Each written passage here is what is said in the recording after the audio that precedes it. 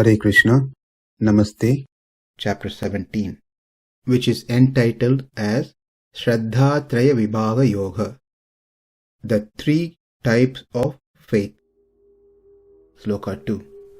śrī-bhagavān uvāca, tri-vidhā bhavati śraddhā, dehināṁ svabhāva-jā, sāttvikī rājasī caiva, tāmasī ceti śṛṇu. In the previous sloka, Arjuna asked a question that some persons does work which are not prescribed by the scriptures. The work could be yaga, yajna, dāna, dharma, anything. They perform these activities or any of these activities setting aside the scriptural injunctions. They don't follow the scriptural guidance, but they perform these works with great earnestness, great faith. What will be their state? Do they abide in sattva guna or in rajoguna or in tamoguna? That was Arjuna's question. For sure, Arjuna did not ask Krishna about the classification of śraddhā, the faith.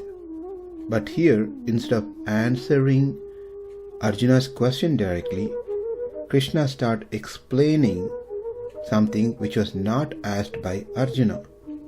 The reason that Krishna explains what was unasked is only to point out the futility of faith in things that are not enjoined, recommended, said in the Shastras. The reason why Krishna did not give an immediate and direct response to Arjuna's question is to show that Arjuna's question is insignificant, doesn't have value. Now let's understand the meaning of the sloka. Śraddhā, the faith. Faith means that one does an action with complete confidence that it will yield the desired result. And that faith falls into three types. Sāttvikī, in the mode of goodness; rājasī cha, in the mode of passion; tāmasī cha, and in the mode of ignorance as well. Iti eva, only thus, tri-vidhā, of three kinds.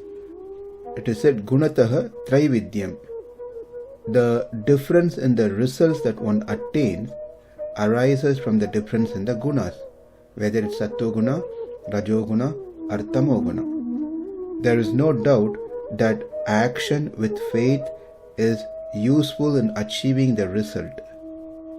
Earlier we saw the example of patient having faith in the medicine, in the doctor, and the farmer having faith in his agriculture. Both are doing with faith and gets a result. So yes, there's no doubt actions with faith is useful in achieving the result, but the faith should be established in works that is ordained in the Shastras. Let's understand this clearly. One may have faith in doctor, one may have faith in farming, but they may not have faith in the scripture. But still, one may get their desired result. So we have to understand that these are two different things. When one does get a result, when they keep their faith in something but not in the Shastra, they get the result to go through their karma. So the Lord sanctions certain things. But whereas for not having faith in Shastra, they get a different reaction. Dehināṁ, of the embodied beings. This refers to the Atma who's encaged in a certain body. Svabhāva-jā. Svabhāva means the state which is unique to one's nature. That is, naturally something's present within us. We have inherited something from previous impressions called vasanas.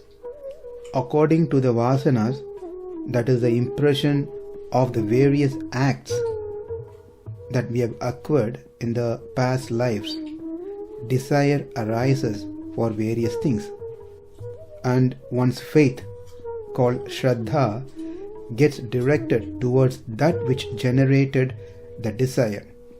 Svabhāva of a water is being cool. Svabhāva of a fire is heat.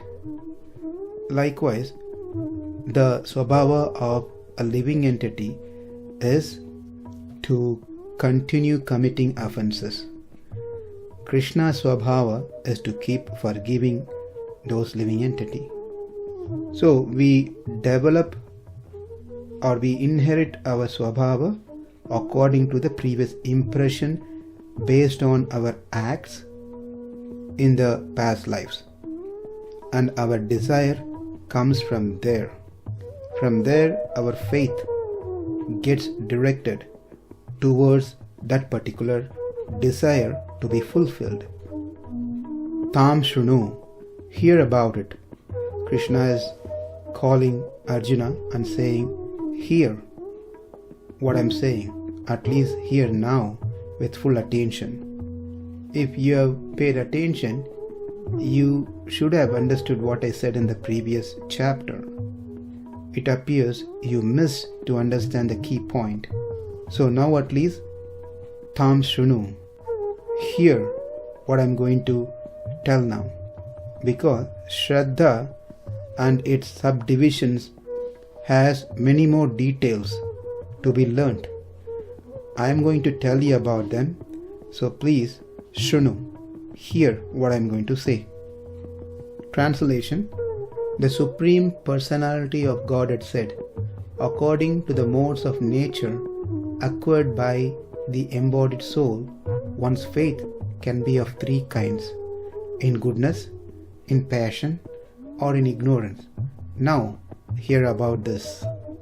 Śraddhā means the keenness about any means in the belief that it will be instrumental to attain one's desired result, object. The action which is done with confidence that it will give me the desired result. That is śraddhā. How do we get this śraddhā? Yatra ruchi tatra śraddhā jhāyate. The faith is based on where our desires are, our attraction are. That is called ruchi. Based on our ruchi, the respective śraddhā get born. Now let's understand about ruchi and śraddhā more in detail. Ruchi means that which I like or attracted to or wanting to have. Desire. Śraddhā is that where I have the confidence this ruchi that I have will be achieved through certain action. It is not that ruchi and śraddhā are wrong to have. Having ruchi and śraddhā towards Krishna consciousness is acceptable. I like to chant more and more the names of Krishna. That is ruchi. For that ruchi, I get up sooner in the morning and try to chant as much as I could. That is śraddhā. Both are good, but ruchi towards those things which are not recommended in the Shastra and the śraddhā to attain those wrong things are not good. So it is based on the ruchi one gets their faith and involve accordingly in action. Therefore, we understand the śraddhā is born from ruchi. So ruchi is the basis for one's faith, śraddhā. Now the question comes, where does this ruchi come from?